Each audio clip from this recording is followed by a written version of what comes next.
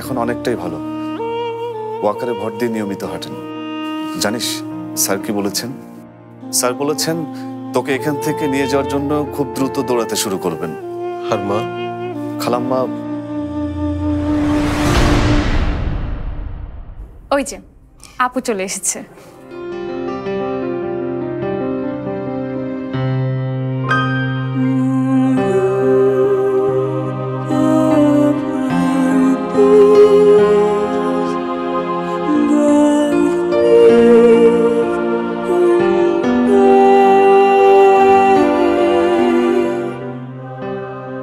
বর্ষা, তোর একটু বাইরে যা তো, ওর সাথে আমার কিছু কথা আছে। কিন্তু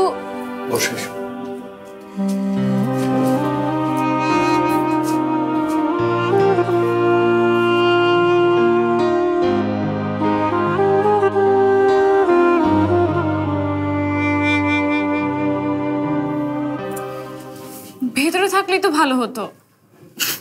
তুই না একটা, আমরা ভেতরে থাকলে ওরা কি মন খুলে কথা বলতে পারতো? শশী, বর্ষা আসলে এসব একটু কমই বোঝে।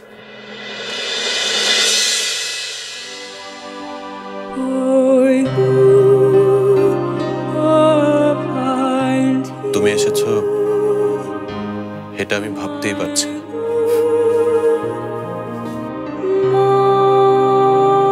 না এসে তো উপায় ছিল না আমার। মানে খুব সহজ, আমি আসলে আসতে বাধ্য হয়েছি। আমি ঠিক বুঝলাম। এক্ষুনি বুঝতে পারবেন। আসলে আপনার একটা জিনিস আছে আমার কাছে, আমি সেটা ফেরত দিতে এসেছি।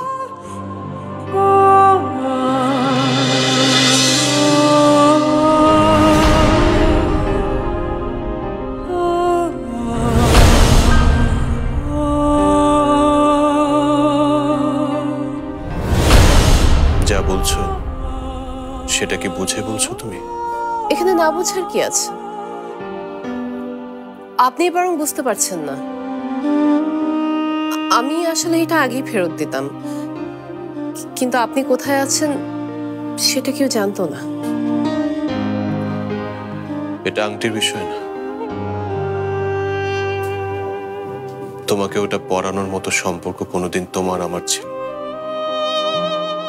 কিন্তু যে কারণে আমি এই আংটিটা তোমাকে পরিয়েছি, তুমি আবার সেই কাজটাই করতে যাচ্ছ, মাহমুদকে বিয়ে করতে যাচ্ছ। আমি মাহমুদকে বিয়ে করলে আপনার কি সমস্যা? সমস্যাটা হচ্ছে তোমার আর মাহমুদের বিয়ে ভাঙতে গিয়ে আমি আমার বাবা মার মনে অনেক কষ্ট দিয়েছি। শুধু এই? আঙ্কেল আর আন্টির মনে তো এর আগে আপনি কষ্ট কম দেননি।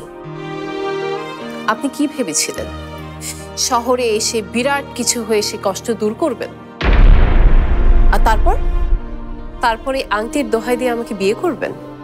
সামান্য একটা আংটির জোরে কাউকে আপন করে পাওয়া যায় না, এটা আমি খুব ভালো করে জানি। কাউকে আপন